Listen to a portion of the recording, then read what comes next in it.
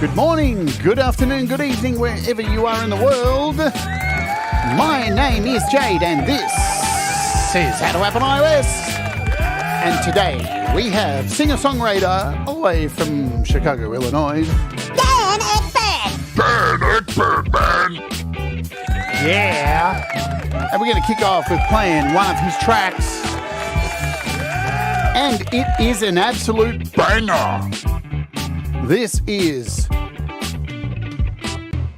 You think I'm better? Huh?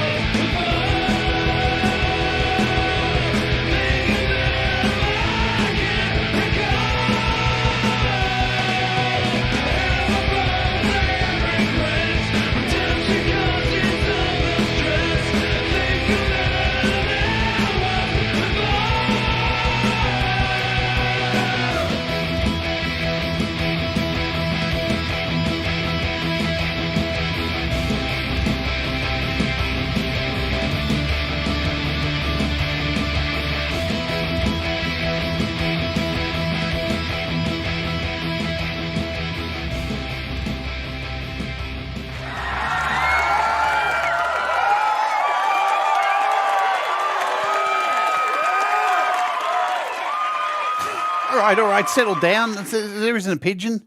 Welcome to the show, everybody. Good to see you all. It is a Friday here in Australia.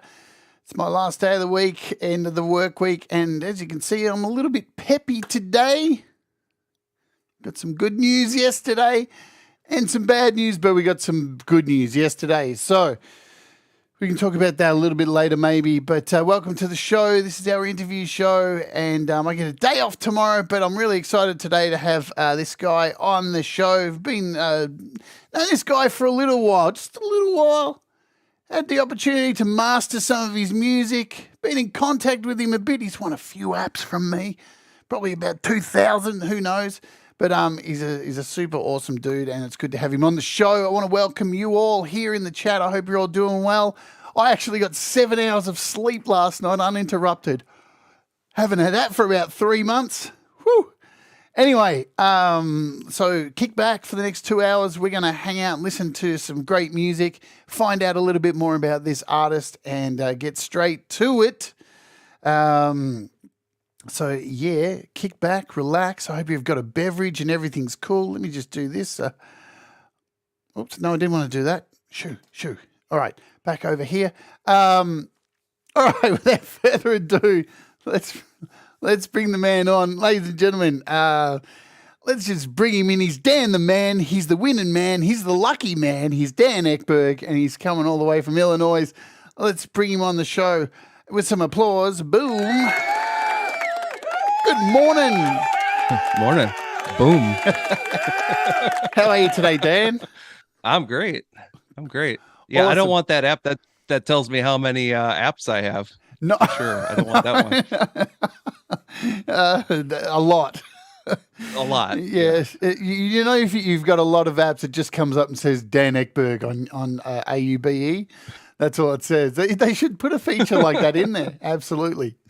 Well, thank you for coming on the show. It's good to finally meet you too. Like we've been, in the It's chat. been a while. Yeah, we've hung out with each other for a long time. You've been a Patreon of mine for a long time. You've won a lot of apps. I've mastered your music. I feel connected to you. Like it's interesting, that whole thing. When you work for somebody in a way and have a hand in their music, but you've never met them. It's a really bizarre thing. Right. So I'm going to hit you with our first question. I'll smash everybody with. Everybody in the sure. chat will say hello to you all in about a 30-minute mark and bring you all in. So, Dan, what does music mean to you, my friend? Oh, music. It's my sanity. It has to be my sanity. I don't know. It brings me out of the dark places for sure. So it's helped me out a lot. So I definitely have to say that. That's what it means to me. Have you had a lot of dark places?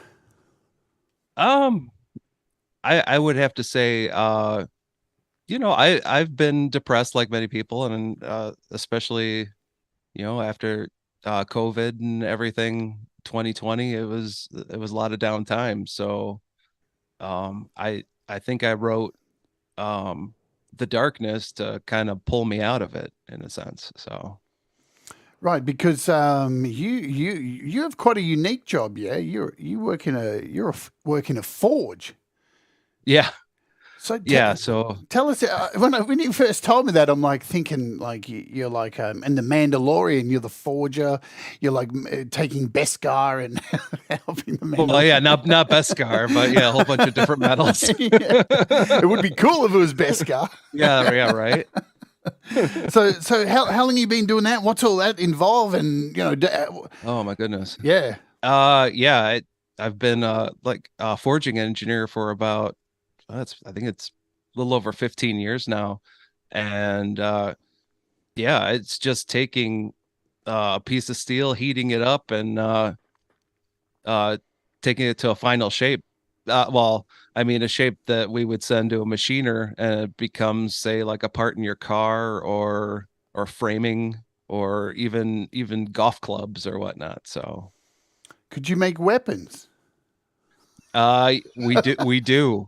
We just got some business with different gun companies, so we do make framing parts for the guns. Wow. Now that's an interesting thing, because here we are in the midst of another crazy shooting, regardless on what gender the person is, which is what the story is turning into. It's a disgusting thing that's happened. Like, the person who did it is clearly insane. And here you are at the forefront of putting these parts together. Right. You know, I'm all. I know we're going down a little political thingy, but we never know where this is going to go. I'm all for gun rights. I've lived in America. I think people should have guns, but I think we need to check their sanity first. Oh, for sure, for sure. It's a simple thing, isn't it? Like, it makes sense. It totally makes sense, and I think it's kind of sad that when we were kids, we never had to worry about, being in school and somebody with a gun showing up. So, yeah, absolutely. Look, I watched a Jim Jeffries comedy show once. I love Jim Jeffries. He's an Australian, and he just swears a lot, says the C word way too many times, and his main thing was. If you're really sad, you shouldn't have a gun, because when you're sad, you do really dumb things. It's like it makes sense. It's mathematics, yeah. Yeah, right. So how long have you been in forging steel, and have you been a part of making anything like super, like some giant sword or anything really cool that comes to mind? No, I mean, well, okay. One of the companies I was at, we made basically the one piece axes that the fire department guys use to basically to open things up, bash open doors and whatnot. Yeah. Nice. Is it a dirty? Are you grubby? Do you come out of it like really grubby each day? It looks like a grubby job. Like, looking at this video here. Yeah, I mean, for those guys, definitely it is. I mean, I just basically, when I'm out there, it's to check that everything is working out. Right. And so you're an engineer, is that right? Yeah. Yeah. So if there's an issue, yeah, I'll be out there. Right, but you're never going to get your hands stuck in one of those machines, are you? No, thank God. Does that happen a lot? Is there like crazy stuff like that I would expect? Not a lot. I mean, there's safeguards to make sure that people don't get hurt, but I mean, I've heard stories of guys losing arms and hands and whatnot. So, boom. In the past, yeah, it's scary. Yeah. And that I mean, that piece of steel that you saw, that's getting anywhere between 2200 to 2400 degrees. Wow. So, yeah. Brutality. Well, kind of like a giant suntanning bed. Yeah, right. Yeah, I mean, it helps during the Chicago winters. Yeah, right. Yeah. I'm sure people's skin is completely different after 10 years of working down right in front of that kind of furnace. Oh my, yeah, right. You'd start looking like a leather moccasin after. Right. I mean, and some of those jobs, they can, you're moving, like, it could be as much as like 80 to 100 pounds. So those guys that work those pieces, I mean, they're getting pretty buff after a while. Fat Panda Cat asks, has Dan ever melted a Terminator in the forge? No. Who knows? The way AI is going, it couldn't be. Maybe it's not so far away. Oh my God! I saw an article yesterday where, hang on, there's a petition from a whole bunch of like big scientists who have put out a petition to all the AI companies saying, "Please slow down." Yeah. Like, I think, Elon Musk like warning everybody, but yeah. Well, now we're getting like some serious, because like things are moving really fast in that space. Like it seems like every 2 days there's a massive advancement. I mean, I know Pete did a podcast with me. Was it with me? I can't remember if I was on there. We were talking about AI, and man, even from that podcast Pete did, shit has changed. Everything's moving way too fast. Way too fast. Cold Acre asks, has Dan ever forged the wheel? That's impossible. I control the wheel. That's my domain. We'll talk about the wheel later on as well. For sure. The wheel will be a part of this. All right, Dan. So, do you recall the first music that? What do you recall being the first music that was played in your household as a kid? Who were some of the artists, and have they had an effect on you?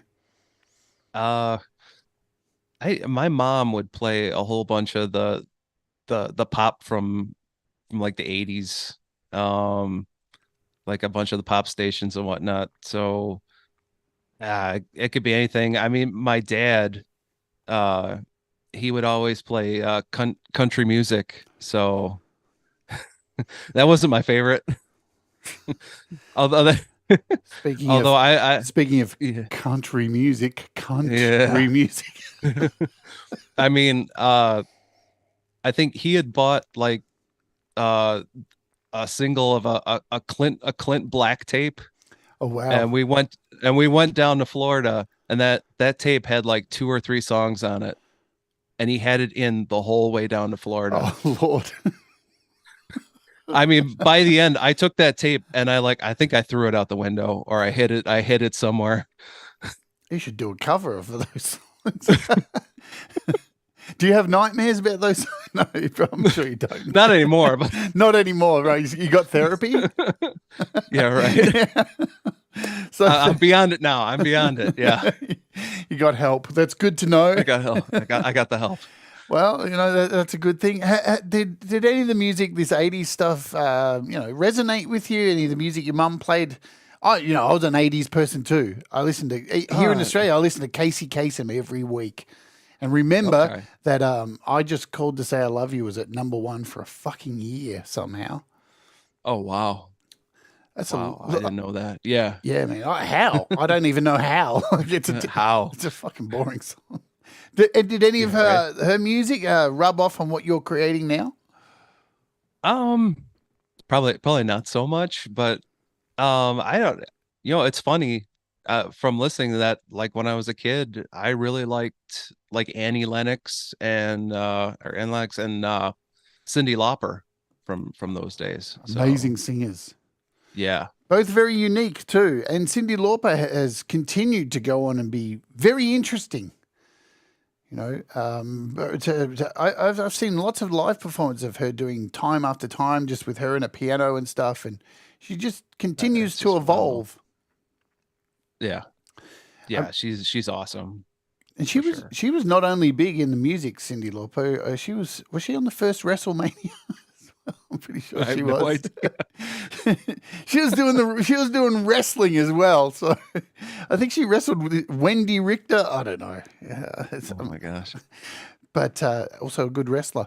What was the first album that you purchased and was given to you as a gift? The first album that I bought, oh man. I was listening to a lot of rap, and Wow. yeah, in the early 90s. So it probably would have been I think I bought like a couple LL Cool J tapes, and Nice. and there was a group, a rap group, I think they were out of New York, called Third Base. So I listened to them. They were interesting, and I remember I wanted to buy was it the Digital Underground, the Humpty Dance, when I was a kid. And my mom wouldn't let me, and it was hilarious because I think looking back, Third Base was way worse than the Digital Underground. Look at this, the Humpty Dance. The Humpty Dance is Yeah. sung by American group Digital Underground from their debut album Sex Packets. Yeah, that's probably why she said no. Look at that artwork, man. Yeah. That's so Oh my 80s. God. It looks like It is something so from Electric Boogaloo, Breakdance Yeah. Electric Boogaloo. Damn. They went. So hang on. What else? The song was nominated for Best Rap Video at the 1990 MTV Awards, Oh wow. but lost to "You Can't Touch This." So Okay. MC Hammer was the boss, total boss in that situation. Oh, for sure, for sure. What about the first album that was given to you as a gift, and did you like it? Uh no, because it was one of those situations where, I kind of said I liked an artist like months before, and my parents listened to me then, and then by the time Christmas rolled around and I got it, I was like, oh no, I don't really want this. So You'd grown so out of it, it. yeah, oh my God, yeah. So it was two CDs. One was The Sign by Ace of Base. Oh wow. and and the other one was I was a huge basketball fan, so the other one was Shaq Fu, which is God, it's god awful. It I is so would god I awful. would never have Hey, that's awesome. I think TC can kind of relate with this. I think he was into rap Yeah, he first too, was. if I Yeah, if I remember correctly. yeah. I've seen early videos of TC when he's at school. Surprisingly, he's pretty much the same as what he is now. A total rebel. I remember. I Nice. remember he did a show where he played a video of him at school playing. I'm just going, oh, far out.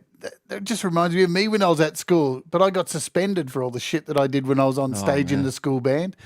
They suspended me for wearing a chain from my nose to my ear, and I was like, "Why are you suspending me?" Like the crowd were going crazy. Like it's you can't wear that kind of thing here. Oh, fuck off. Oh man. Thomas says, "Yes, I was Vanilla Ice and crisscross. Warm it up, Chris. Oh, warm it up. I'm about to. Warm it up, Chris. I was born. That's what I was born to do. Did you have any nicks out of your eyebrow? No. Yeah, no, no. No. All right, you're cool. It's all right. Yeah, yeah, right. If you've gone down that path, it could be a little bit different. So, that you're getting into dangerous territory here. Yeah, right. Oh my God, no, Thomas! Please tell me you didn't have nicks in your eyebrows. He just says yes. Uh oh. Oh man. That's cool. We're finding a bit more about Thomas as well. Awesome. There we go. stuff. There we go. It's all coming up to the surface here now. Do you remember your first real band gig that you ever went to? At a stadium or anything like that? Um, it wasn't until later. I mean, I had been to like a couple small things, but it probably wasn't until I was like 19 years old. Went to my first Ozfest. Oh wow. Yeah, yeah, yeah. It was I think it was Ozfest 99, and I think I remember the opening band on first stage was Slipknot. And like they had somebody that came out and announced them and called them the Slipknots. Man, that's a shame. That's a shame. Yeah, right. Yeah, right. Ouch. I'm just looking at the list here. Man, that's a nice list. Yeah, that was a really good lineup that year. I think that was I don't know if that was the Sabbath reunion or if the Sabbath reunion was No, 2000. it was the Sabbath reunion. I'm It just was the looking at Sabbath it here. reunion. Yeah, so there Okay. it is here. So Slayer, Rob Zombie, Godsmack, Primus. Holy shit! There's a lot of good Yeah, bands and there. yeah, and I remember I jumped in the mosh pit during Slayer, and Nice. I I remember at that time I was just coming out of high school. I was a football player, and I was jacked, and I was running through there, and I found the biggest dude and tried to slam into him, and it was just like two cars that just collided and just stopped. Man, I have to say, I've been in some slams, some moshes, some pits. Slayer was the most violent pit ever.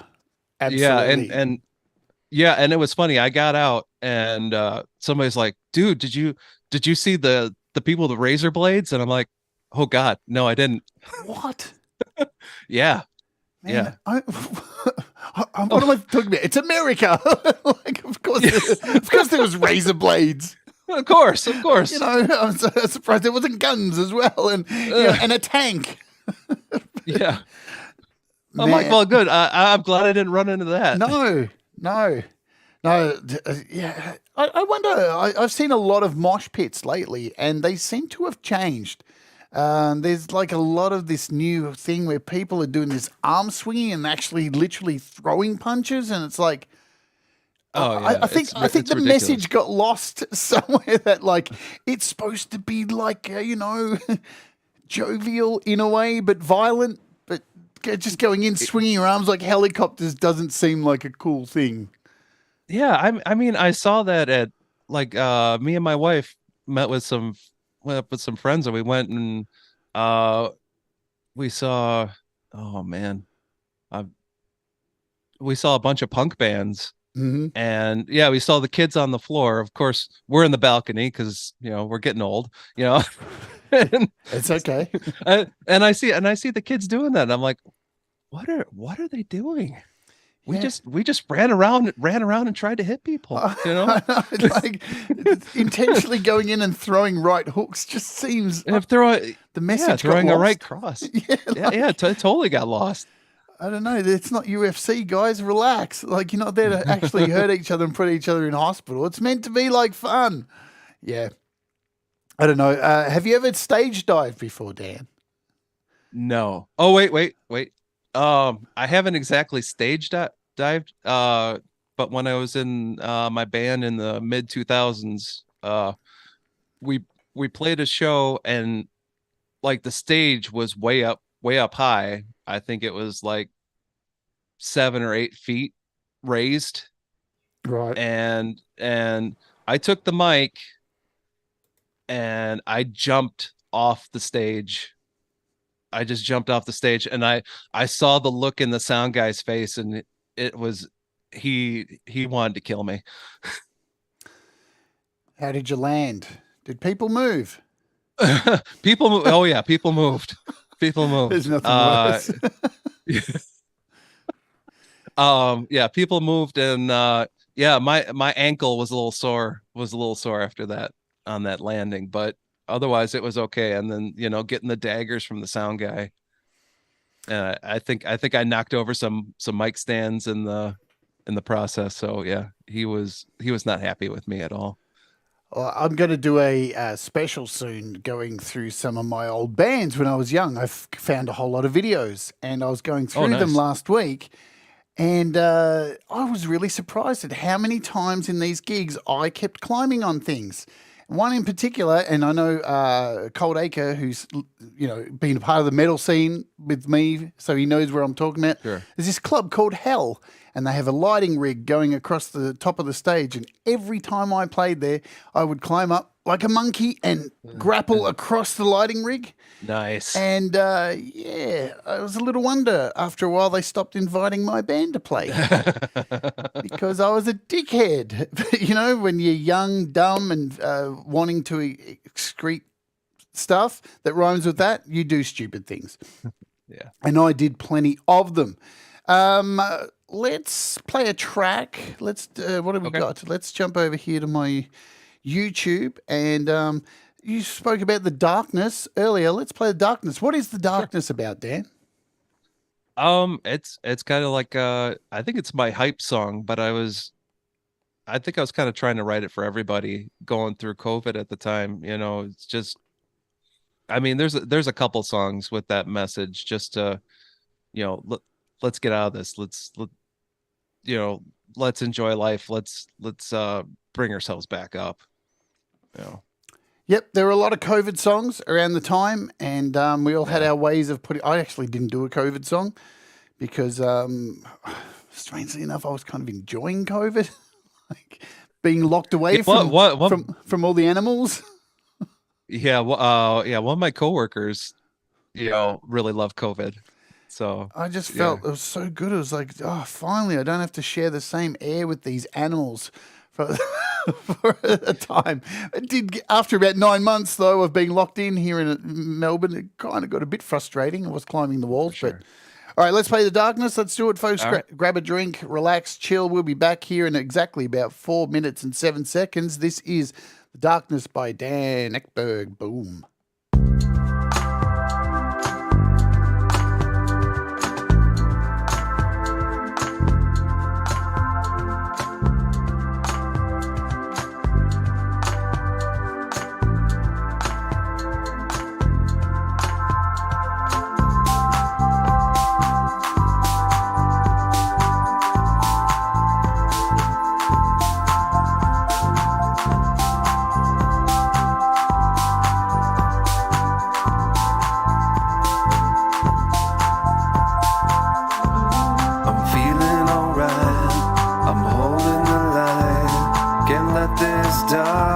just come inside.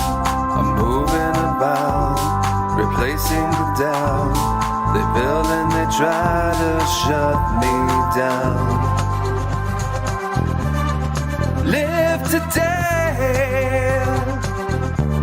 don't fade away. You've gotta chase the darkness away.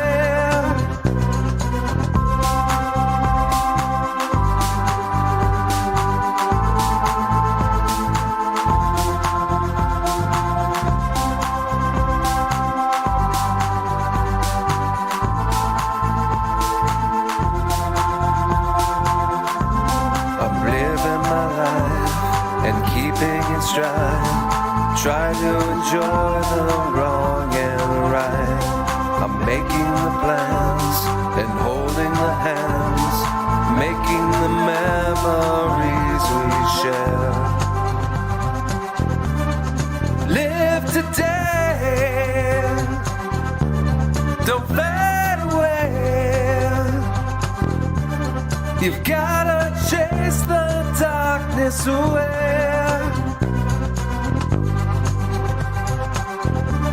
Enjoy the light, keep up the fight.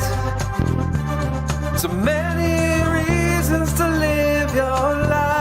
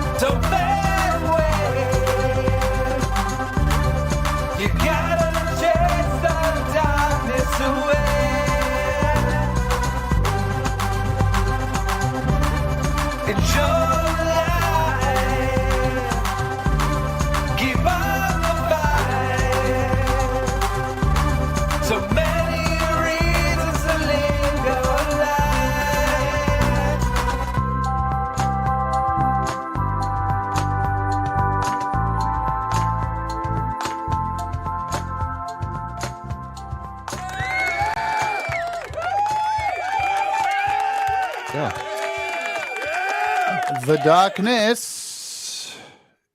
Yes, very U2. Very U2 on that one. It's interesting because you're a very. We'll get to this in a second. A very broad style of music that is going on with your style. I don't know how to describe your style. We'll let you do that in a second. Let's say first hello to everybody who's here in the chat today.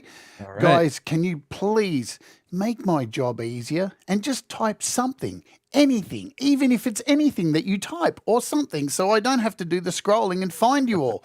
So I can say hello. Gregory O'Sullivan, Robbie Stingle, Kim Harden Hudson, Thomas Christ, SM Borthwick, Feisty Feather, Ed B Metal, Fat Panda Cat. Ed B. Pete Johns is here as well. Barry Glenn. Who else do I see? I saw Reality. Let's see. I've got all these ones who are typing hey right now. I'm going to have to scroll up a little bit and find you all. There's Leela. Leela says go Nad. Go Nad. Nice one. Go Nad. There we go. Whoever Nad is. Tremor Bear I see as well. Cold Acre. Who else do I see as I'm scrolling up trying to find more people? There's Joe Glenn. Joe Glenn says horns. Joe Glenn, who's like the child of Satan there with her horns. Why? I don't know.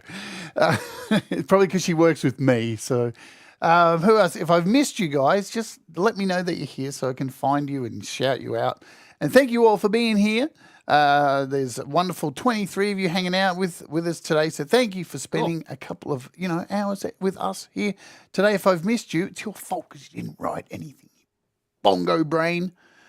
Alrighty. So how would you describe your style, Dan? Oh my goodness. I don't even know. I mean, I think Russ has the best quote on that, Oh God. saying he's like my YouTube channel. He's like, it's like the Walmart of YouTube channels because there's like just about everything on it. The Walmart. What the hell? All right, do you put that on your bio? No. Maybe. No, I no, I don't know. I think it's because I started out in like some hard rock bands, and I've just been kind of experimenting with pop and different things, and there's no limits. I mean, I could go anywhere. So yeah, well, I kind of it's interesting because on the Patreon you send songs in to be mastered, and I always just thought like your style was kind of real '90s alternative kind of stuff, and then you started sending through all this like electronic stuff, and it was like, damn, you must be using some of those apps that he's won. oh, for sure, for sure. And that's I'm trying to put together like a side project that's just like the kind of chill beat stuff, the lo-fi stuff. Yeah. So How are you going with that style? I've been trying to make lo-fi stuff as well. I see people doing it all the time, and that whole skipping beat kind of thing that kind of feels like it's not in time, but it is in time, and everything's so like simple that I struggle making it because I always overcrowd my music and try to put too much in, where lo-fi is really like, you're naked. You got to really strip everything back. How are you going trying to create lo-fi? yeah, I don't know. I use different like different acts to kind of base it off of. Like I actually really like if you've heard of Eldre. I really like Eldre's stuff. Right. So yeah, I mean, I've kind of picked things here and there, and in the end I've just been kind of tooling around with some of the different apps, and I've been finding this like lo-fi lane for them. So it's been really cool. There's definitely not a shortage of apps that have been coming out lately that are focusing on destroying your sound and making lo-fi stuff. It's bizarre, isn't it? You've been making music a long time, the goal seemed to be for a long time was to make the best possible produced music. And I don't know, the last few years, here we are where I feel like every week I'm doing an app that is like reviewing an app that is trying to fuck your music up. Like, how did we get here, Dan? How did we get to this place? I mean, I don't even know. I mean, I think it's like the older generations, we want to get it so perfect, and then now the kids are coming and it's like, no, we want to screw it up. Is it TikTok? Is TikTok screwing all these kids' brains up and they just want to have poo music? Is that what it is? I don't know. I think they just want to. I mean, I think we all want to rebel against what our parents had in some sense. So, I mean, but it's interesting. Kim says the pendulum hath swung. Now, speaking of TikTok, you use TikTok a fair bit to promote your music. I see you put TikToks up. I've only just started doing it as well. Like, it's an interesting format. Do you find that it helps you with your music using TikTok? I think it helps get it out there. I've been using it, but I'm not 100% sure that I'm doing it right either, because I don't put stuff out probably as often as I should. Like, I mean, the younger kids are like putting out sometimes like 2 or 3 TikToks a day, and I'm like, okay, I might get one out this week instead. And they're going to ban it soon, apparently. Where you are? Well, We'll see. I don't think it's going to happen. No, it's not going to happen. I mean, worst case scenario is they sell it off to a US based company that would take it over. That's the And then at least worst it's your case. government spying on you. Exactly. Because then Which they already are. Yeah, it's all okay. You know, we'll just move it from China Yeah. to your government, and then everything's okay. You know, there's I, nothing to see here. yeah, and I mean, I think it's funny because okay, this is a Chinese based company, yet was it Meta is probably sending all your data to China anyways. Absolutely. So what's it matter? Yeah, like I can't see what is the fear that everybody's so scared of that China's collecting it? This is data. I know, sure, it's names and people and like their identities and stuff, but the content, there's a lot of fucking idiotic content on there. Like I can just see Chinese spy agencies going, "Did you see Jennifer? She's like, she reckons she's got a hot new boyfriend," and like it's just, I don't know. It's so much guff. Like, what are they going to collect with it? Yeah, it's like they have the agent going over the content and they have to replace them every so often because it's melting their brain. I got to get out of here. The idiots on TikTok are making me. There's probably an asylum somewhere in China which has like 200 people who used to work for TikTok, and they're going, "I can't handle TikTok. I can't handle TikTok. Can't handle TikTok. Get me off TikTok." But you're right with Facebook. I mean, they're just as bad, and you know, Facebook are probably more bound to like ban you and you know do all this. For sure. They're insane, and their whole metaverse has failed. It's failed. Let's have to admit. I think they're pulling way back on that kind of stuff too with Facebook, which is a good thing. For sure. Who else did I see who just came in the chat here? Who I wanted to say hello to. Where is he? I think it was. There he is, Maffy's Garden. What's going on, man? Good to see you. Welcome aboard. All right, let's go back a little bit here. School. Did you learn the recorder? I actually didn't. Boom. Yeah, I never did. I was in choir, so I like to throw it back to Kurt. You know, I went to a private Lutheran school, so I was a Lutheran kid, just like Kurt.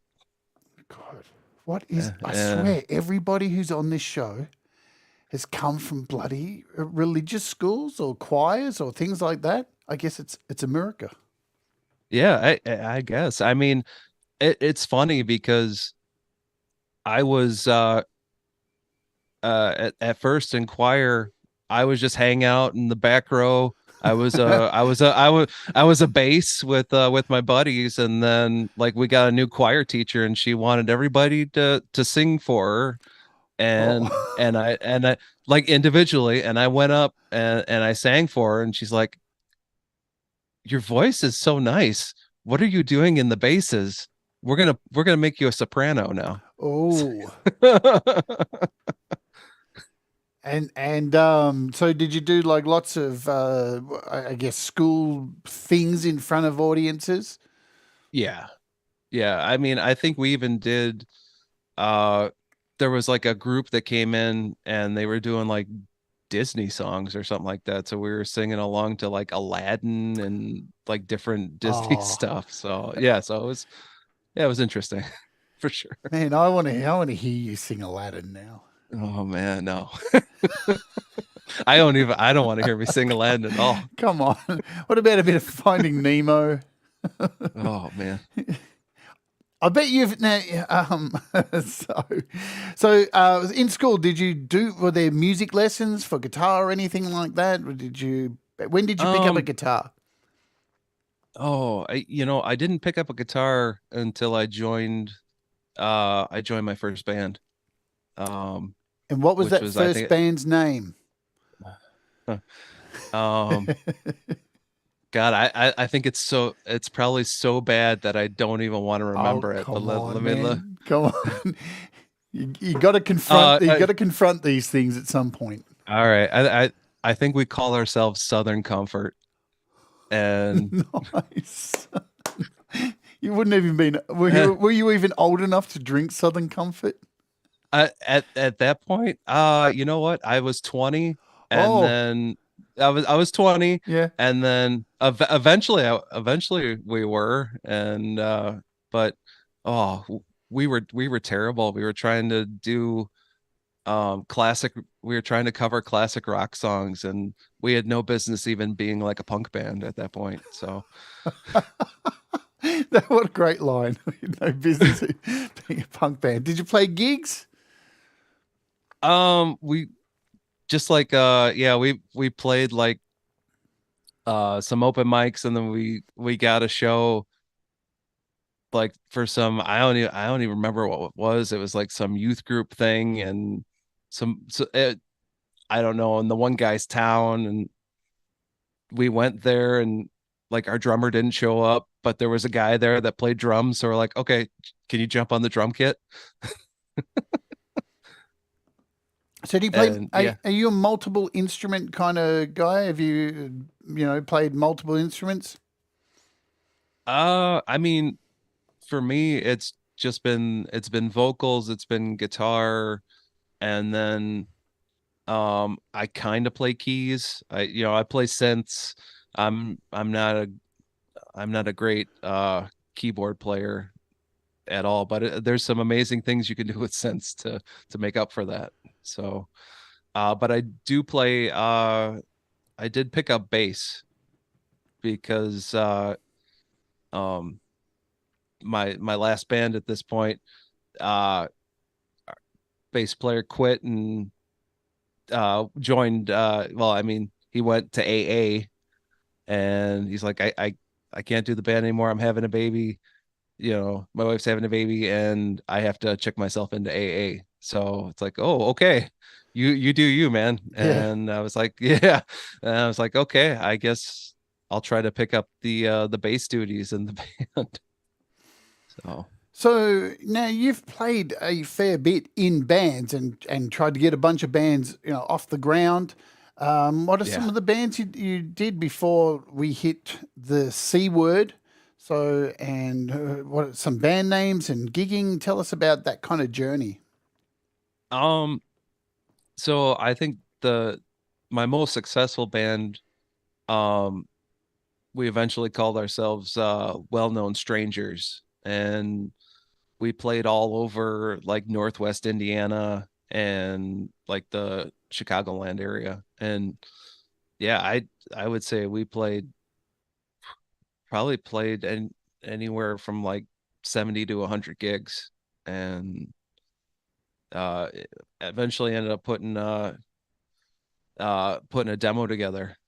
But we were a cover band, and we had a lot of success at that. So but yeah, that would be my most successful band. And then since then, not so great.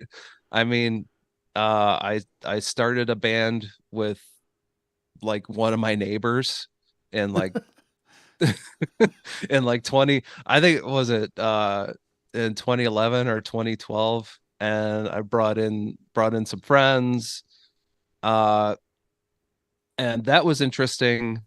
But it was funny because it was like every place we played ended up shutting down. It was just a weird thing. I don't even know. I don't even know why. Now there's a line for a bio. I know, right? We'll play your place, and then you'll shut down. Yeah. Are you looking to close down your venue? Hire us. We're ready to help you get the job done. I've lived in the US and got to go on like a little mini tour, and I was in Minneapolis and we went to Chicago and did some shows, and we traveled around. Man, on the road in the US is really fun. Like because it's such a big place. But it's not, it's really short distances between towns. You can really, completely different than here in Australia. We have major states, but like to get from Melbourne to Sydney, it's like, 1,000 kilometers. It's like an overnight, sure. It's super far away to get to these places, where the US towns are really close together. You can just come in and play. Right. So have you had any experiences on the road apart from shutting down venues where have you trashed any hotel rooms? No, never trashed any hotel rooms. You haven't lived. I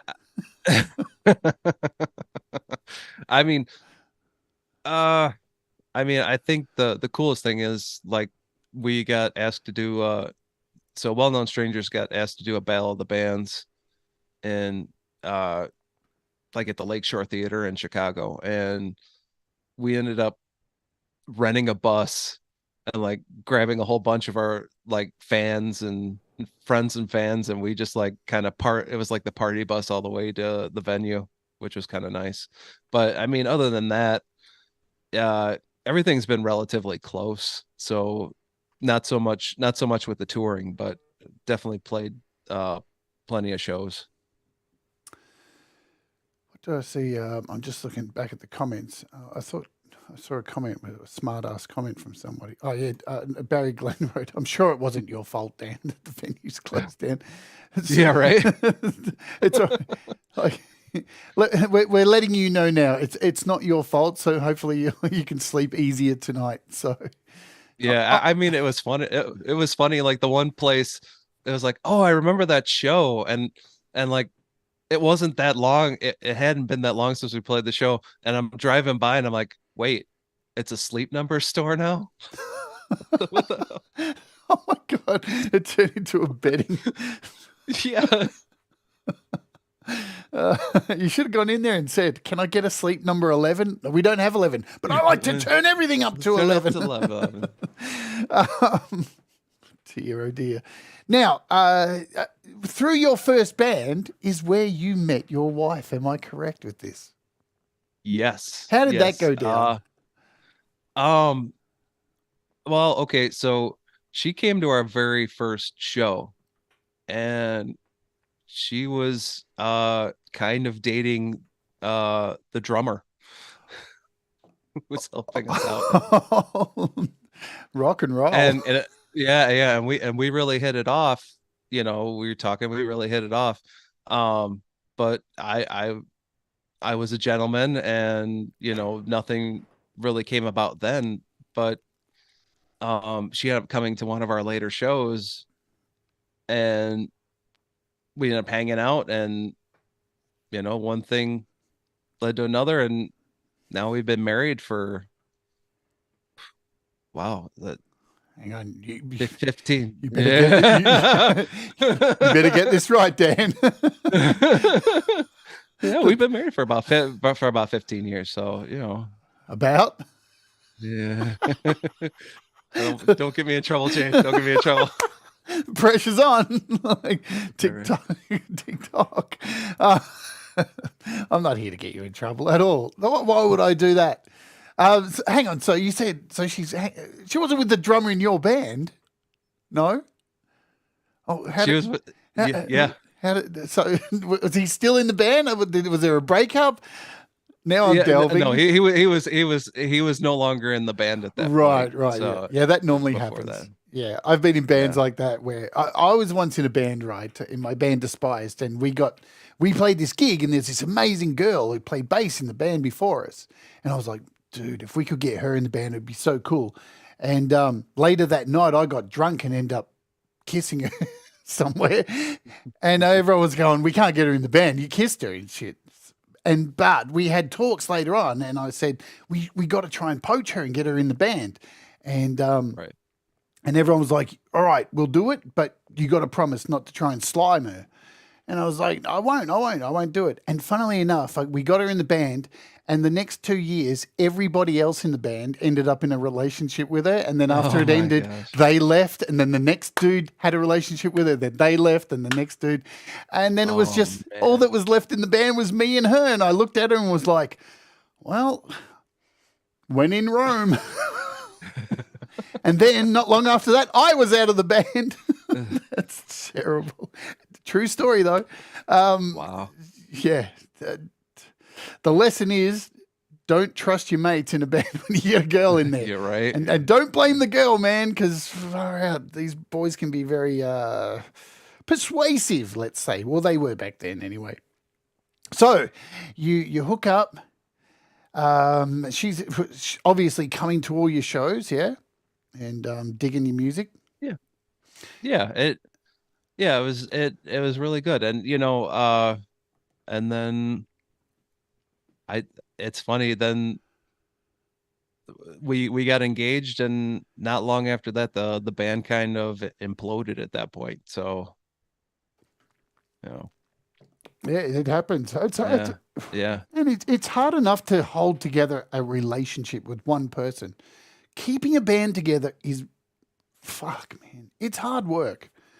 Not only to write songs, but to manage egos and ideas and directions that people want to go, because so quickly people's directions can change overnight and all of a sudden they want to go somewhere else. It's super hard to do that. Now, you're saying you've been in many bands. How's your experience been? Like, are you a leader in these bands, or has there normally a delegated leader? How do you handle conflict and all that stuff? I mean, kind of a delegation. I mean, especially with the with the last band, it was a delegation. Sometimes there's a spokesman that kind of works their way to the front. And the Well-Known Strangers, it was the bass player. He kind of made himself known, and he was the one with the huge work ethic, and he gave us the push that we needed a lot of times. So, but then, I mean, going through with that band, it's funny because I was just the lead singer at the start, and then I was lead singer and the rhythm guitar player, and then I was doing all the guitar parts and the vocals, and at the end it was just me and the bass player looking at each other and going, yeah, I think we're done. Yeah, I'm sure there's other people who are here in the chat who've dealt with same situations. I even had Bill Gould on here from Faith No More, and it's so interesting hearing how much conflict there was in that fucking band.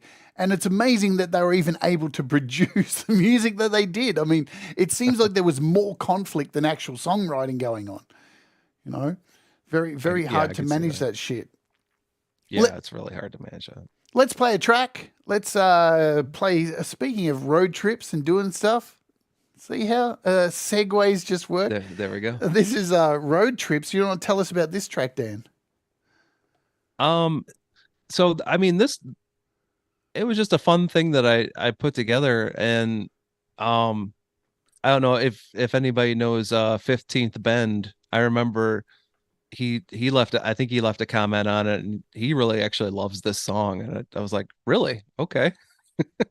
But yeah, I mean, it kind of gives you the feeling of being on the road, and like my favorite part is I just have a little segment in the break, and you kind of see my daughter and one of her friends just jumping on the trampoline, which is really cool. So perfect segue for where I'm going next after this song. See, it all works out for reasons. There we go. All right, folks, this is Road Trips by Dan Eckberg. We'll be back here shortly in about 3 minutes' time, so keep back, grab a beverage, do whatever it is that makes you happy, and enjoy the tunes, and we'll see you really soon.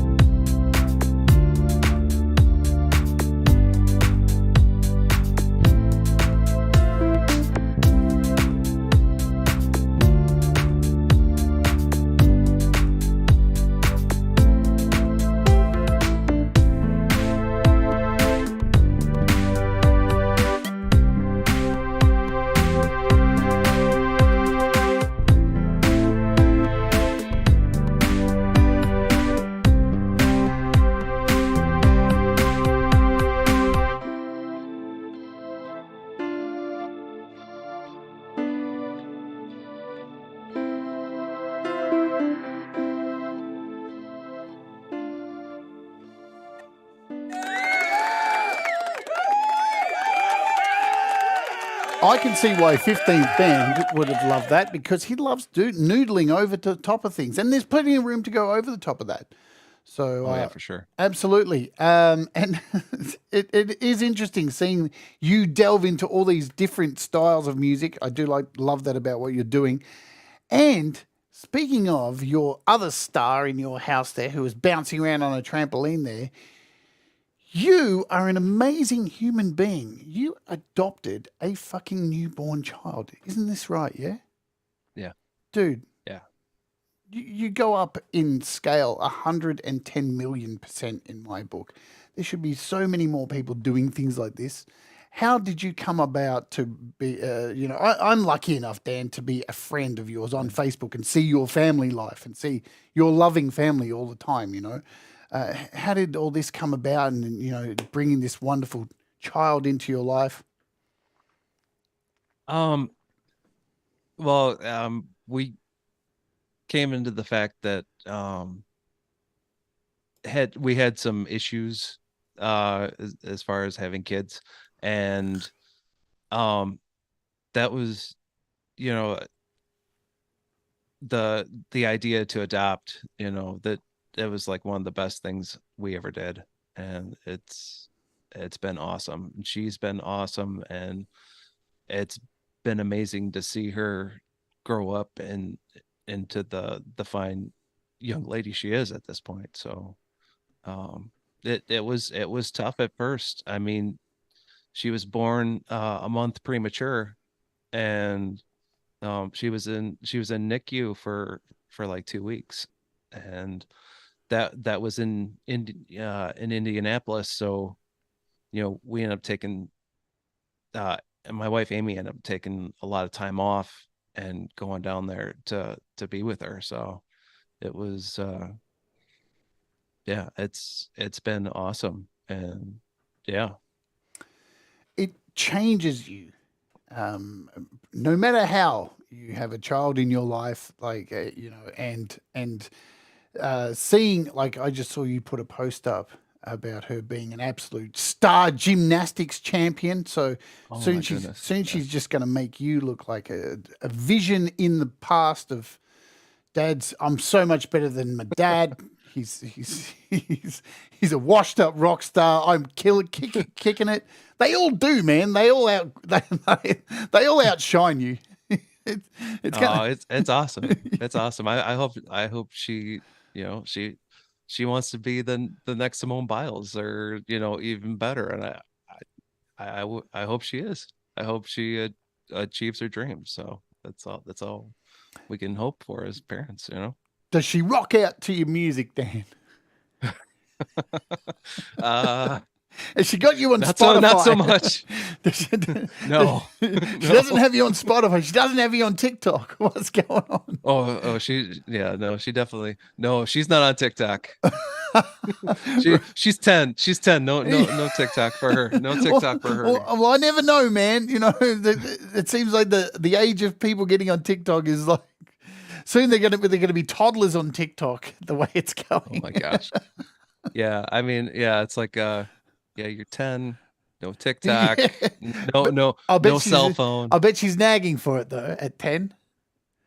Yeah, she's definitely nagging for the cell phone, Isn't for that sure. weird? I mean, I guess there are. I don't know. It's a different era, so I can't talk now. But it must be a real struggle for parents right now, with some parents at schools giving their kids at 8 years old an iPhone, Yes, and then this creates kids coming home going, but Sally's exactly. got one, and it's like, yeah, but their parents are fucking idiots. Yeah. Yeah, it's like, yeah, but they have a cell phone. I'm like, well, good for them. You're not getting one. Do they live here? Yeah, they don't live here. Yeah, I'm not feeding those fuckers. So, but she's not like, does she like, is she around when you're recording music? Is she interested in music and stuff like that? Um, yeah, I mean, she gets into it a little bit. I mean, so she does have an iPad for school, Yeah. and she gets to use that limited, and But yeah, she's got GarageBand on there, and so she messes around on GarageBand too. So it's funny because whenever she gets a text message, she has one of her songs linked up to it. Oh And wow. yeah, one of her beats. She's got one of her beats linked up to it. She's got a beat. She's a Yeah. producer. I love it. Does she So, she yeah. send you stuff? Um, she'll play stuff for me for sure. You should do a But collab. Are you going to do a collab with her and put out a collab? uh, she was my first collab. So she actually, I did record her like doing some vocal lines, and I put it out for her birthday. So it just like a EDM track. Oh man, you told me this before the show. I wish I had that right now to play that. I'm like, oh, all the songs you sent me, you didn't send me the cute one. I didn't. Oh man, you have to come back to check that one out. Yeah, absolutely. Maybe, yeah. That's wicked. I love that you're doing that. You know, I know a few people who have given their kids iPads, and the first thing they've done is put GarageBand on, and it's really, it shows just where we're at with music, that a kid can just open that thing up and just drag things in, and within a second have music that sounds decent. Yeah. I mean, she was pulling loops in, and I'm like, wow, that's pretty good. Have you thought about stealing her work, Dan? No, it's all hers, all hers. Of course, I would go down that path. Oh dear. All right. So, well, that's awesome. So, I'm so glad that you have an awesome family, because it's important, man, to have people who are involved in your family. Who does your wife give you plenty of time to make music? What does she think of your music?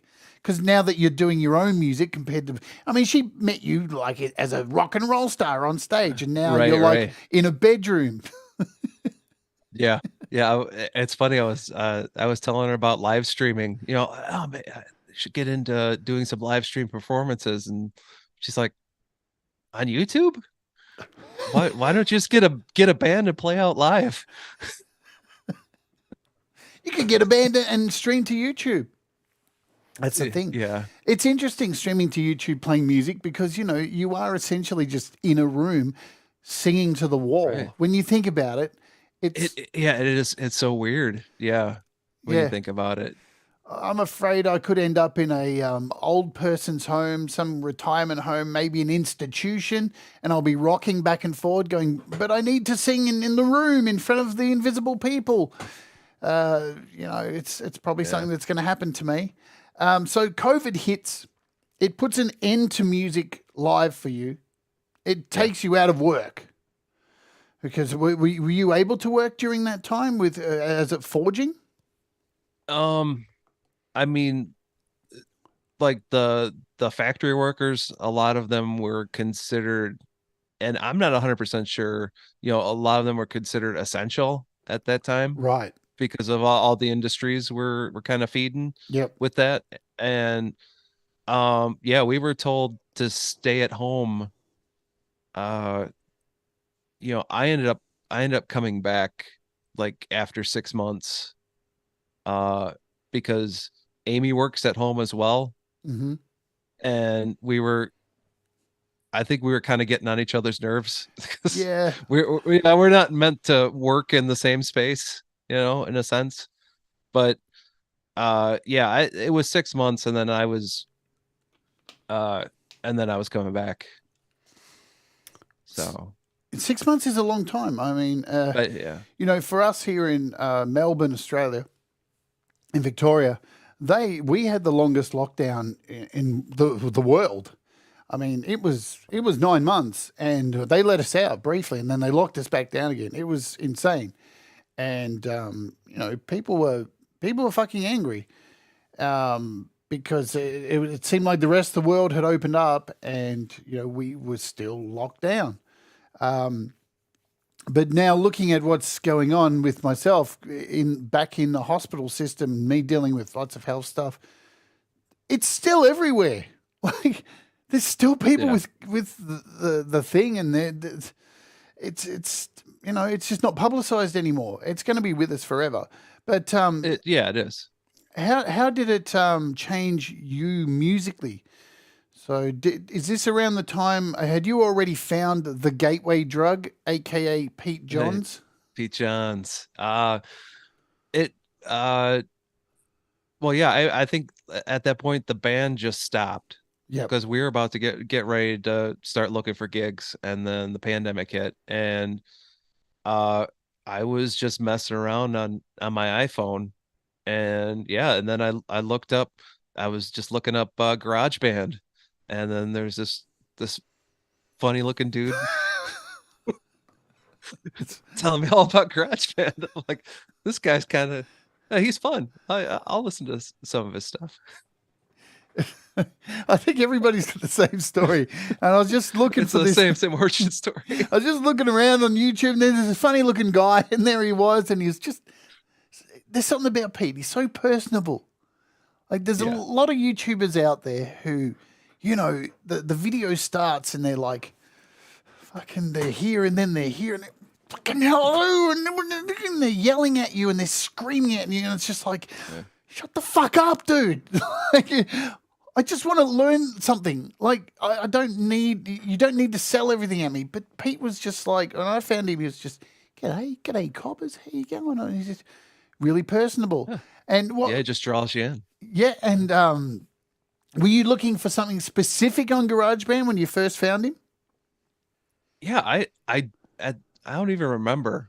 Like I found him, and then I found Patrick at the GarageBand guide as well. So I was just kind of going between those two. Now, I find that interesting because at that time you were recording music using an iPad. Is that right? Or So did you have a Mac too?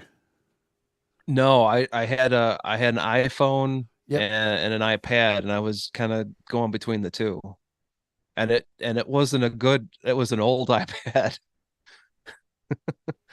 It was old iPad. So yeah. It was a Gary Hubs iPad. Gary Hubs iPad.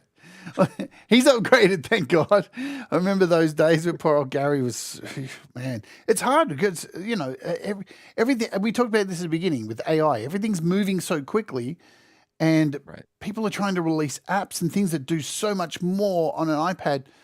But the iPads from back then was such a disaster. I've said it many times. I started on the first iPad, and wow. Imagine opening one of those today. It would just choke so hard. Oh yeah. And I'm guessing you found me through Pete. Yep. Because I was a moderator. And then I started this channel during the pandemic. And I poached everybody over from Pete's channel. I was sly. Both me and Thomas did the exact same thing. We're both moderators, and we're just sifting away all of Pete's thousands and thousands of subscribers. And Barry Glenn says, I don't think Pete's ever said cobbers. No, look, Barry, that's my impersonation, and I'm sticking with it. All right.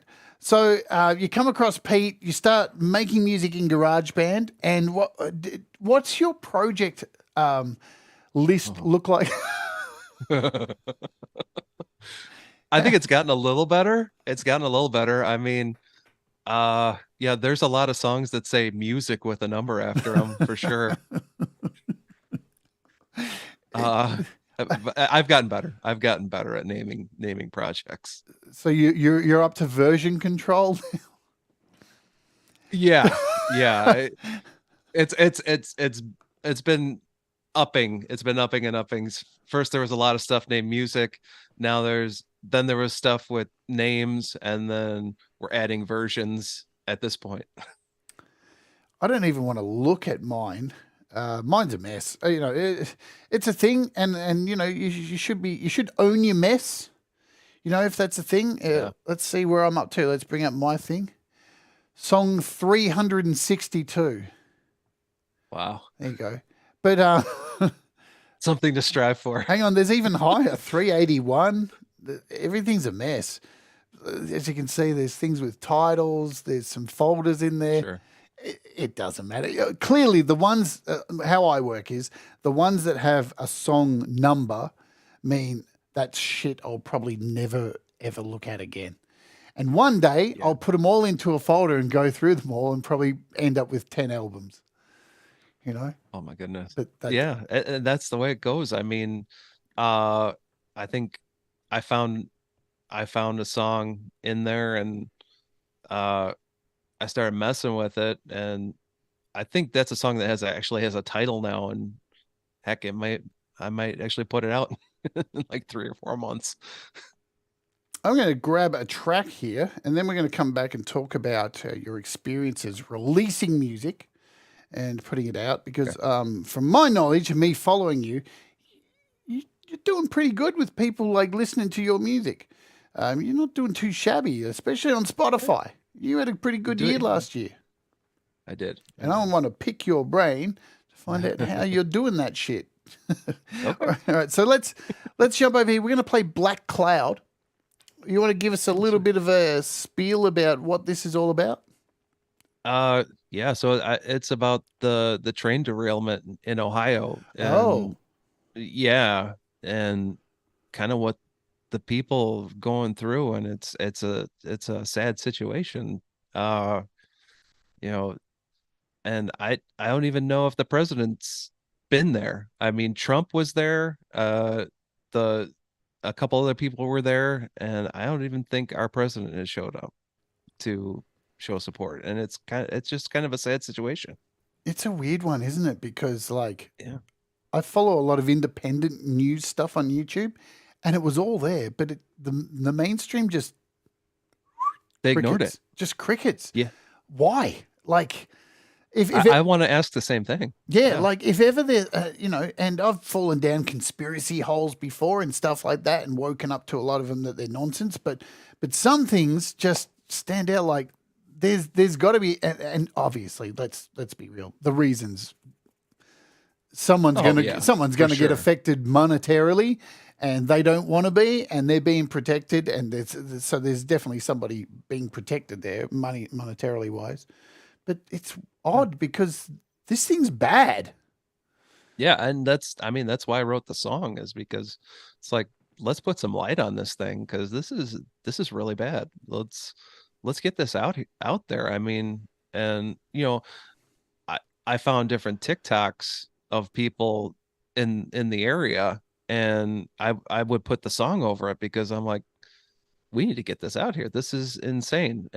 But it's funny, people think I'm from Ohio. It's just like, no, I'm not from Ohio, but I feel that this is really bad. We need to really take a look at this and figure out how we can improve from this. You're human. That's it. I mean, look, there's another similar situation for a long time with the water situation, which continued to go on with where was that in with the poisoned water, which was that same place. Fuck same me, place, I didn't yeah. even realize, man. What is there that people just don't give a shit about those human beings? I don't know, and I feel really bad for these people. Oh, it's Flint, Michigan. We're talking for the water. Oh, Flint. Yeah, sorry, okay. different. Yeah, it was Flint as well. Thanks, Thomas. But Flint, that water thing went on forever.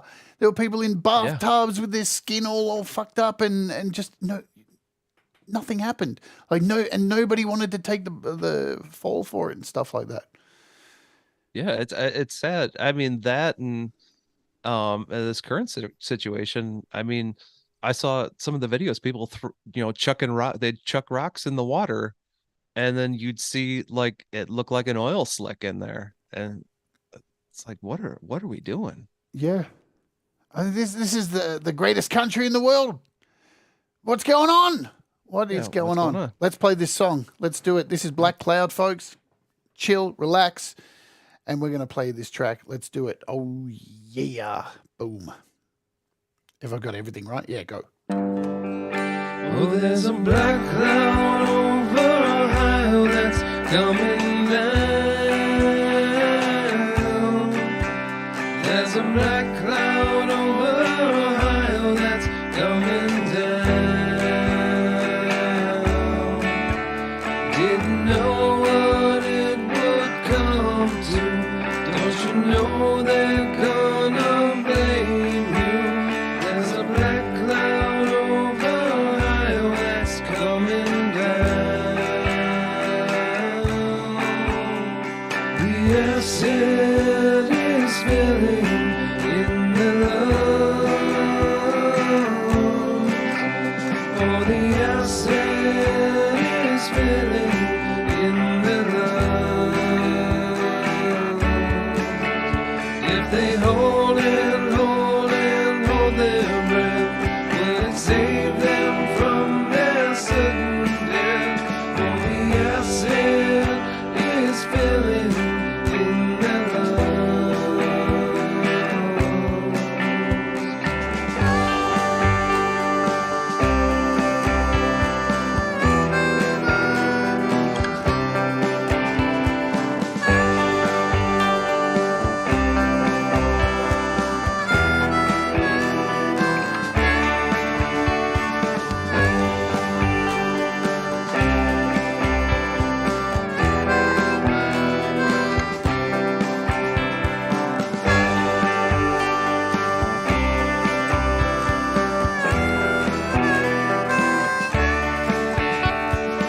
Runoff is flowing down the stairs. Oh, the runoff is flowing down the stairs. I wonder if we're planning when it flows out toward the Atlantic. Oh, the runoff is flowing down the stairs.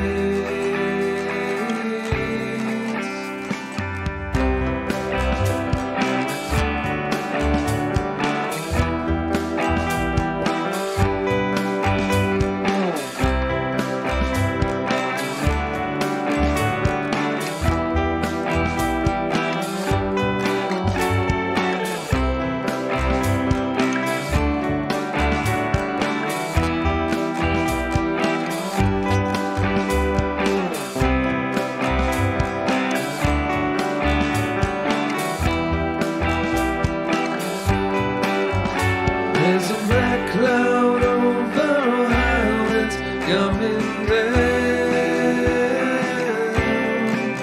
Oh, there's a black cloud over Ohio that's coming down. We don't care where the balloons go, or if you shut down a UFO, 'cause there's a black cloud over Ohio that's coming down.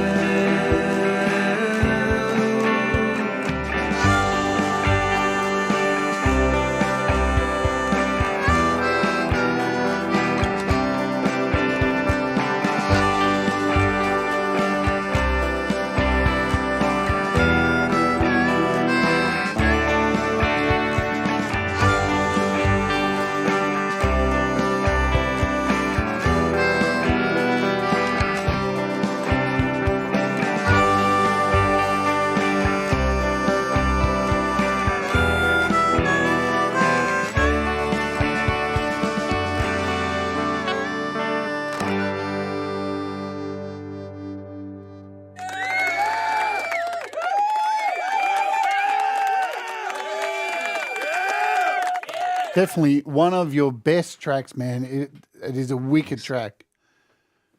Yeah, thanks to Bo Nagin for adding the harmonica to that. It just hits really so well. Yeah. Oh, it's perfect. How did you've done other stuff with Bo before? What's your relationship with Bo? How do you guys come together to make music? Uh his daughter and my daughter go to school together. Oh, And wow. so we're friends, and you know, as talking to him about like punk and folk music, and all of a sudden I had the idea to play put this song together, and I was like, I know you play harmonica really well. I was wondering if you could throw that down on the song. And he's like, oh, for sure. Did you send me another track in that I file? What was that? What was I that called?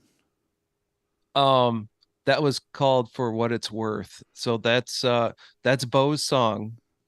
Uh After we got done with this, he sent me, he's like, I have this song that's kind of, it's just me singing and playing mandolin. Maybe you could do something with it. And I was like, oh yeah, I can.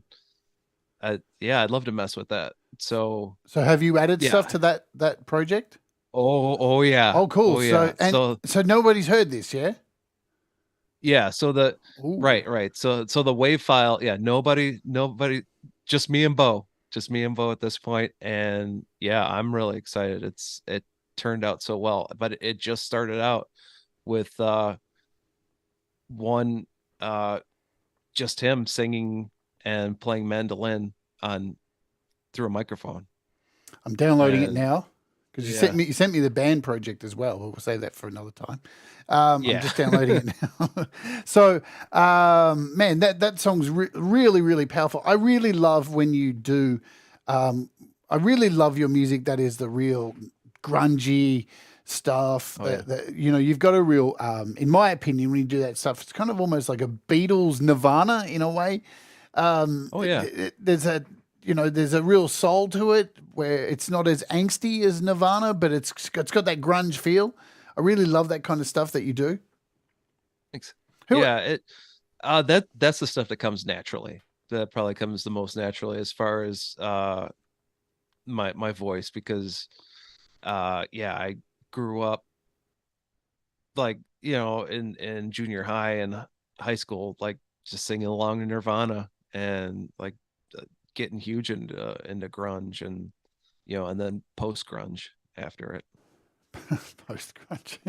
Yeah, yeah. Some of that's crap, but I mean, there were some nuggets in there too. It's like when I say, and there was all these great metal bands, and then there was new metal, and hey, if you like new metal, I pity you, but anyway, it is what it is. It's new and it's shit. That's my opinion. It's not metal. So, are you close to putting out a full album? I'm just going to bring up your. Do you have plans to release an album shortly or anything like that?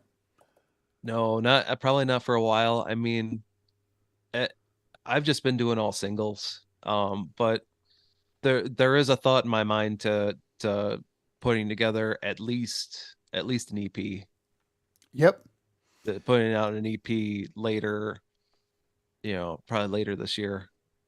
So there's links for everybody. So if you haven't gone and over to Spotify or to Apple Music or all of the streaming places, you can do so. There's I've put in a Songwhip link in the description, down in the box. So go click it.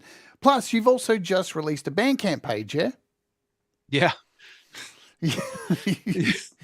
You were sly. You sent that to me like the day before. You're like, I know. I've just done a Bandcamp page. Can you add that to the links as well? I'm sorry, Jade. I'm such an asshole. I No, just put a man. Bandcamp together. So, no, but everybody's doing it. Everybody's doing Bandcamp. What's your opinion? So, who do you distribute your music through first?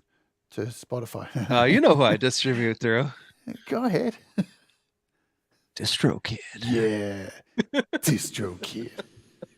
We love DistroKid. But how have you found the difference releasing music, through all those streaming services and then going over to Bandcamp? What's been your experience with Bandcamp so far, setting it all up? I mean, it was interesting. I mean, it's nice that it's all free. It's all free to just put it up there, and people can download your music or listen to it, and yeah, it's just right there. I think it's cool. Yeah, I love it. It's a supplement, it's a supplement. A lot of different artists use it to supplement the streaming and everything. So Yeah, I think what's interesting about it is it's a more immediate way to get, like, to sell things for sure.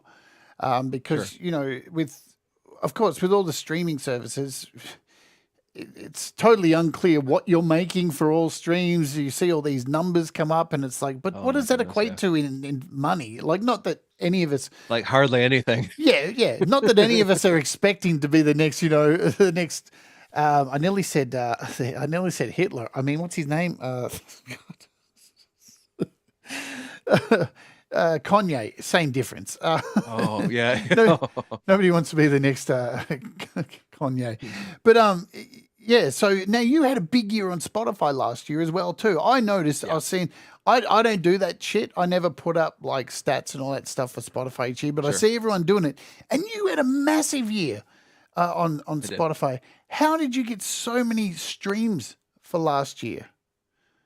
So part of it is being a curator yourself in a sense. Like I made a list, like a playlist just for Twitch, where it was all my instrumental stuff. And I said it's like people are putting out Twitch free playlists, and they're getting lots of plays because the Twitch gamers want to have music with their streams. Yep. And if they know that there's no content ID on any of the songs in your playlist, they'll play your playlist. So I mean, it's interesting. I did a playlist that's all instrumental.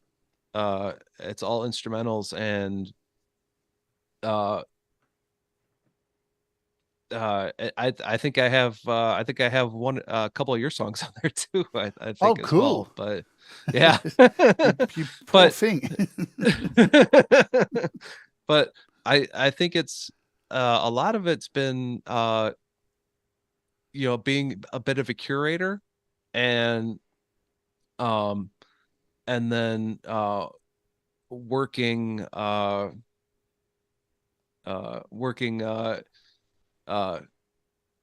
geez, now I'm having a brain fart.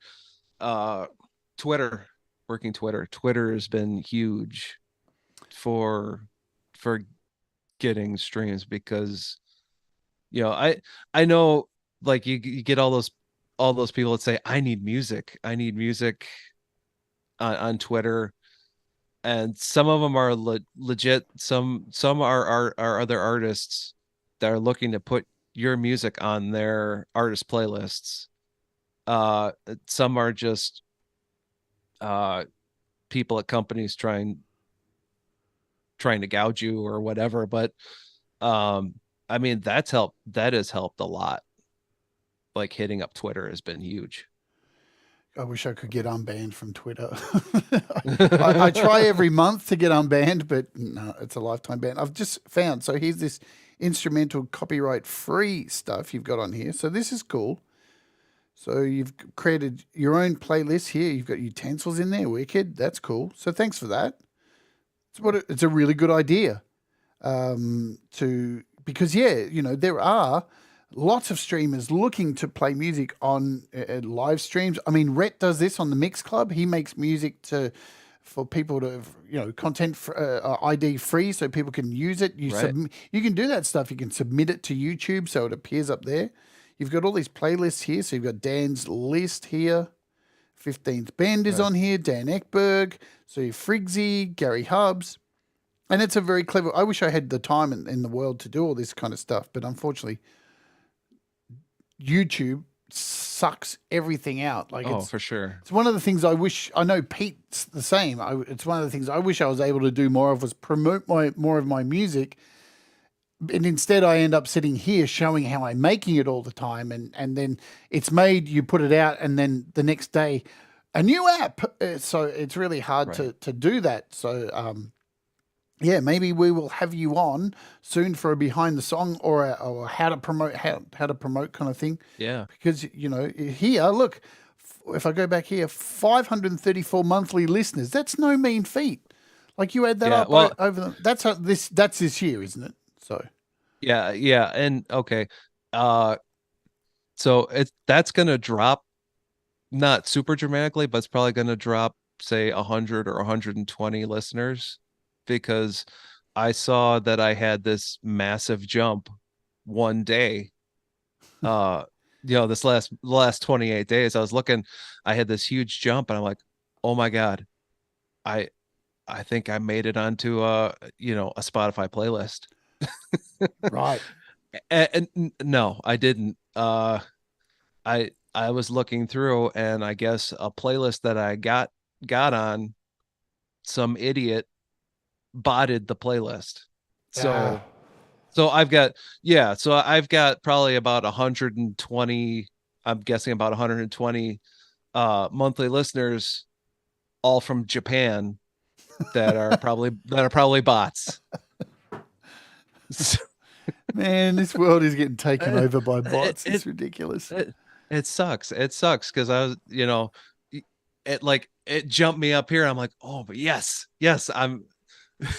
This is gonna be huge, and then it all came crashing down after that. So Yeah, it's an up and down thing. I mean, not was it last year? Yeah, last year. My FMC for me took off on Spotify. I was getting fucking a day, even 500, 600 streams a day for FMC. This went on for like 6 to 7 months. I was crushing it. And I have no idea why it was happening. And then it just stopped. It just stopped. And it was all like one song in particular, Pure Anal. Which, why that's... Either there's somebody out there who's like, oh, fuck, I love anal, man. I'm going to play that song over and over. Strange shit. All right, we're going to play this song that you sent to me, this awesome unreleased song, and then we'll come back and we'll talk about apps for the end of the show. So we've got plenty to talk about with apps. We'll get your favorite apps. Oh, for sure. And we'll talk about your lucky winning streak of winning apps and the joy that we have each week on the Patreon. So let's bang this out. This is For What It's Worth. And this is a premiere, I guess, folks. Nobody's heard this. Unfortunately, guys, you're going to only get this view because I don't have a video clip or anything to make it look fancy. But let's do it. We'll be back here shortly. Enjoy this premiere of What It's Worth. Let's do it.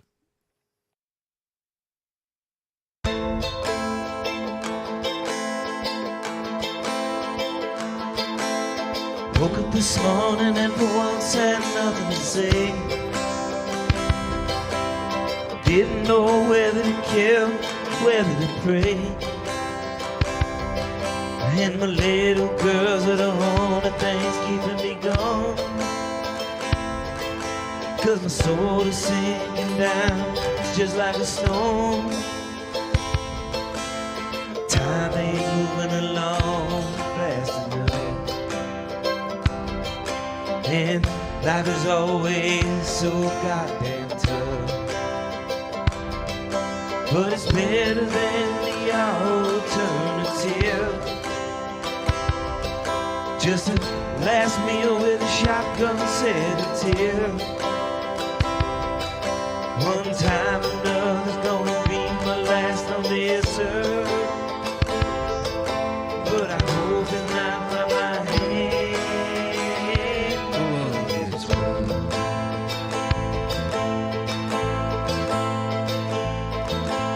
Every moment awake I feel so alone. As I work myself right down to the bone. And the wind and frozen rain pierce my eyes. Takes every bit of my strength not to cry. Time ain't moving along fast enough. When your mind is painted with Goya's darkest brush. But it's better than the alternative. Just a last meal with a shotgun sedative. One time or another's gonna be my last on this earth. But I hope it's not by my hand.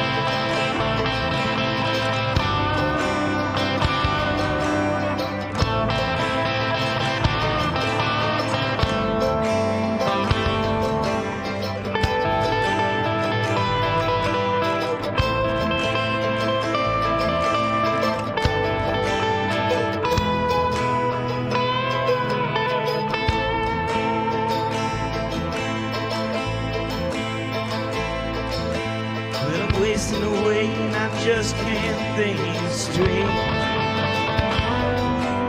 My mind it fills with rage, floods with hate.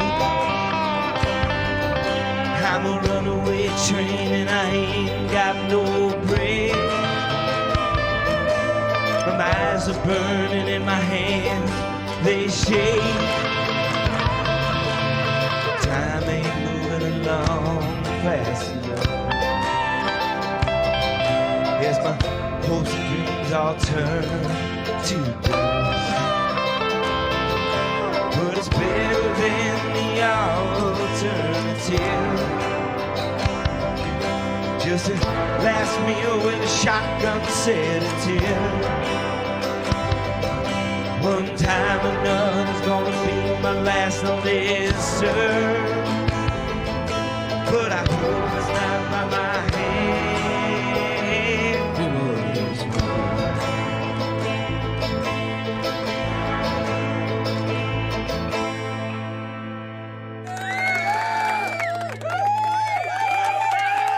Wicked, man. Man, some really cool guitar tones in there. Sounds wicked. Thank you. You know what I'd love to hear, though? I'd love to hear some drums, some full drums come in about halfway through. That would really kick it up a notch. Yeah. I just had the bass drum, and yeah, it was kind of like a folk song, just almost kind of like an Irish folk song, just the bass drum in it. But yeah, I could see Even at the end, man, the just drums. to bring it Yeah. home, just to go, yeah. Sorry, I'm just a drummer. I just want to beat things up. Everyone really loved that in the chat. Awesome. Thank you for sharing that. Let's talk about apps. We've got like 13 minutes to talk about apps. Lucky 13. apps. Lucky Dan. Now, for those of you who don't know, you can join my Patreon at Patreon. We put the little thing down here. There we go. Patreon.com/Jade Starr. And every weekend we have a show and I master your tracks, and you can send me a track. As a dollar patron, you can send me a track and I'll master it. So you'll get 4 masters a month kind of thing. You know, that's kind of how we do it. Or if you've got an album ready to go, I'll do that for you also. But for $5 a month and over as a patron, we do app giveaways. And normally the apps that I look at during the week, because developers are very kind enough to offer some apps to give away. And Dan is the lucky Dan, the man who always wins all the apps. It's a running joke. How do you do it, Dan? How do you win all the apps? I honestly don't know. It must be like, if I really want something, I don't know, the laws of attraction or some crazy BS reason like that.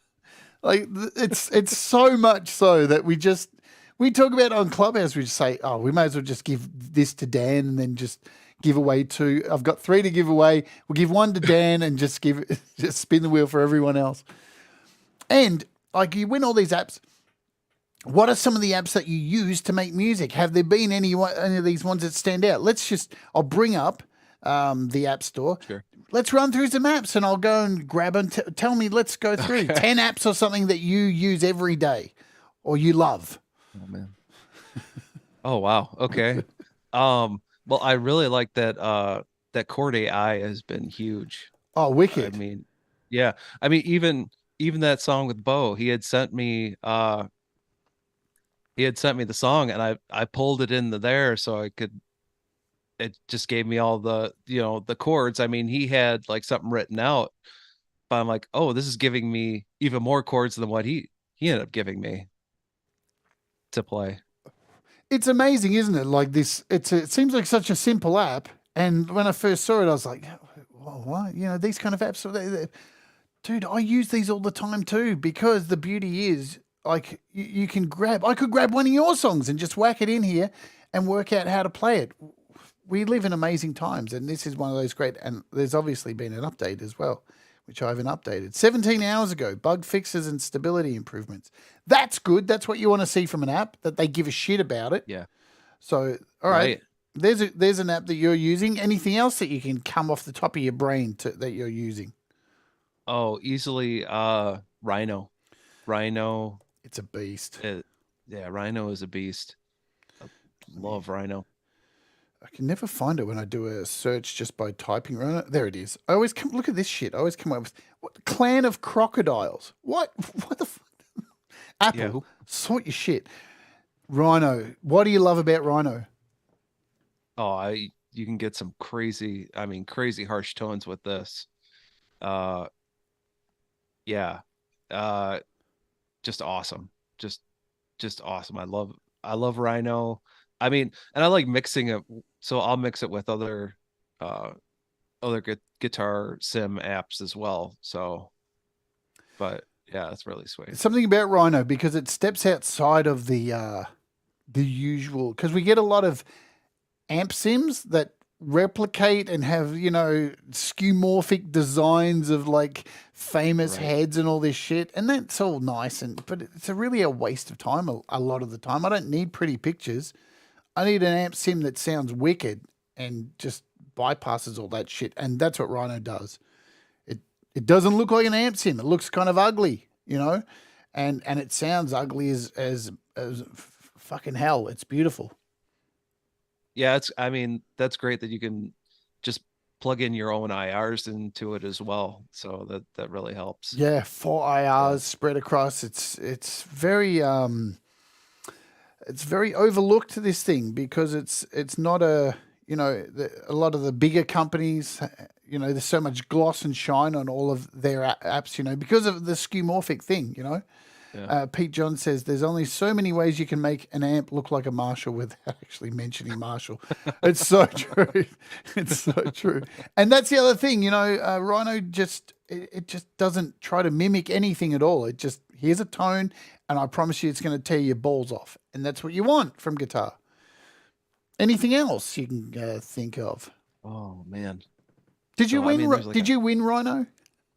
No. I ended up buying it. I think I got impatient. I ended up buying it. Right. And I was so mad because I bought it. I think I bought it. It was like $15, and then like a week later, it's $2.99. It down. Yeah, it was $2.99. Are you kidding me? Yeah, it's the price drops situation is interesting. Anything else you can throw at me off the top of your head? Well, yeah, another Aurora, the Mammoth. So Mammoth's the other one for bass. Yeah, Mammoth is wicked. Again, incredibly overlooked. And I just had it there because I could have gone via Rhino. Let's do that. Let's go back to Rhino. If you can never find something, folks, by the same developer, just go to the same developer, go to the bottom, and there's Mammoth. Another really, really cool bass amp. What's about Rhino that you love? I think you can get some like more gnarly bass tone out of this. Like it would be really good to get something that really hits, and then you would almost put like a different bass underneath it to get that lower tone, and just have something that hits people. That's what I did with the Metheist EP. in Oreo. I opened the project recently because I sent it to Mr. Smith because he's doing a new show starting next week where he's asking people to send them your song without the drums, and he's going to play drums to them live on his show.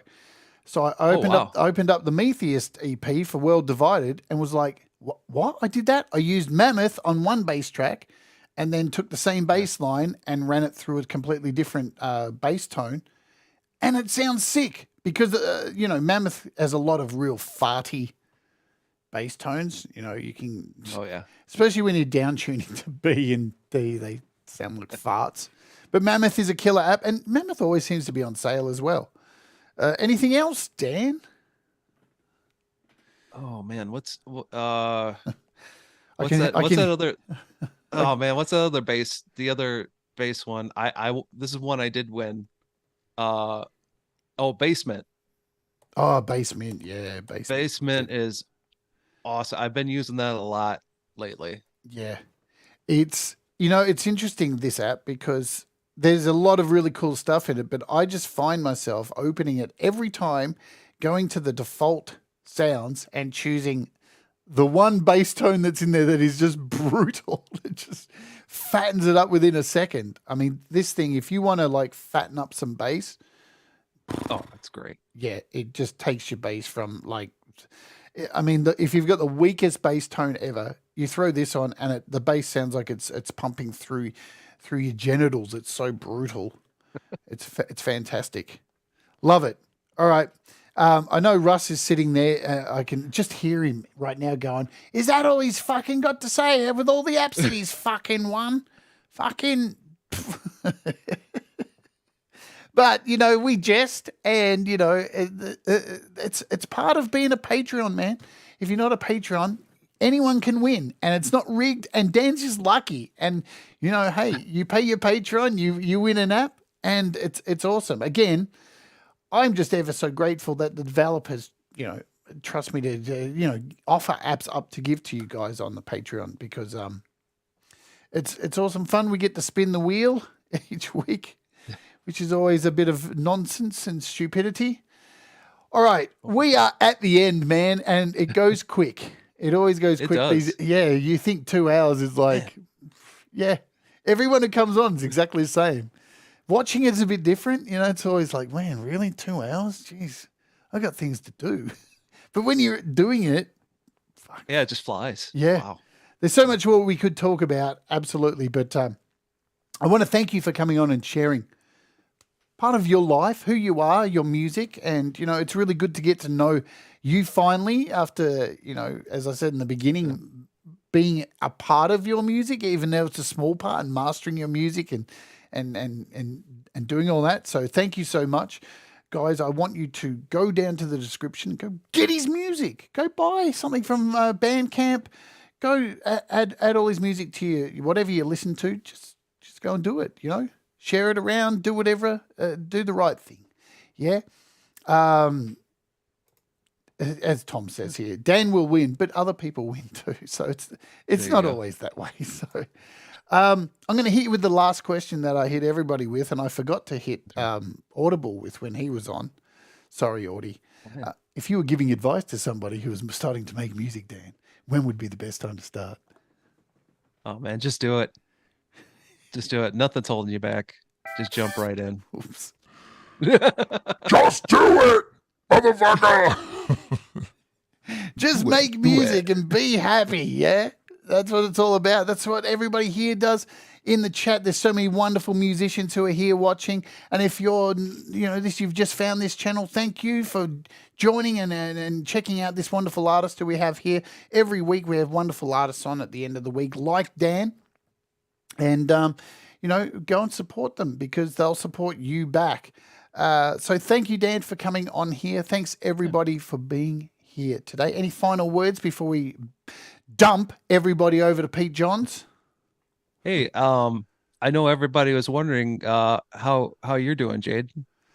Your health update. I think everybody's wondering. So thanks, man, for asking. I'm just going to say this. I'm not going to go into great details, but I found out yesterday I am cancer free. It is not It is not what we thought it was. Because it has been a very stressful last few weeks. Let me tell you that. I've been trying to hold it together very hard. But we're okay. There's still some other issues that need to be sorted out. They're still shit. But it's not cancer. That's the best thing. So, and thank you for asking, Dan, because last night I got given new drugs and for the first time in ages, I got 7 hours sleep. I haven't had that for so long. I'm up every goddamn hour in pain. So that's why I'm really bouncing today. I feel like finishing this show and going to take more of those drugs if they make me like this. So all good. It's a roller coaster. There's still more to come, but we found a cyst in an area we found a hernia as well. So there's some shit to do, but there's no more chemo. So that's killer. I don't think I could do any more fucking chemo. Alrighty. Thank you so much, Dan. Thank you, everybody who's been here today. And I'll see you all for the opening hour this week. I don't know what's happening. It's a Friday. It's a April 1st, so it could be anything. But yeah, as I always say, do the things that make you happy. Mistakes make you better, and we'll all rise together. And stay on the line with me, Dan, so I can say goodbye to you after the show. And I'll dump you all over to Pete's show for his podcast, and we'll see you all over there. Boom! Let's get out of here. See you later. Boom, boom, boom. Oh, yeah. We'll all rise together, 'cause you make me shine better.